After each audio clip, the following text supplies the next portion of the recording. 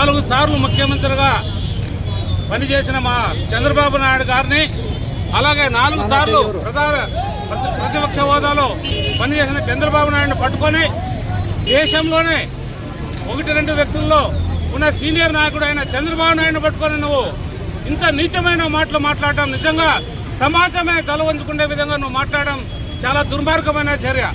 ఈ అంబటి రాంబాబు అనే వ్యక్తిని ఈ రాష్ట్రం నుంచి బహిష్కరించాలి. ఇతనికి ఎక్కడ కూడా స్థానం లేకోకుండా చేయాలి. ఇది మొదటిసారి కాదు, ఇంతకు ముందు కూడా మహిళల పైన చాలా రకరకాలుగా కూడా మాట్లాడాడు. ఇంకా కూడా మనం వీడియోలు కూడా చూసాం.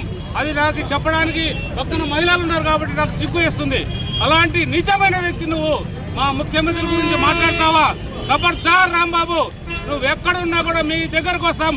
మీరే కాదు, నిన్ను ఏ రకంగా సమర్థిస్తున్నారో మీ నాయకులు కానీ ఎవరిని కూడా వదిలే ప్రసక్తే లేదు. జాగ్రత్త, ఖబర్దార్. ఇంకొకసారి మా నాయకుడిని పల్లెత్తి మాటన్నా, ఎందుకంటే మా నాయకుడికి ఓపిక ఉండొచ్చు, కానీ మాకు ఓపిక తక్కువ, చాలా ఓపిక తక్కువ.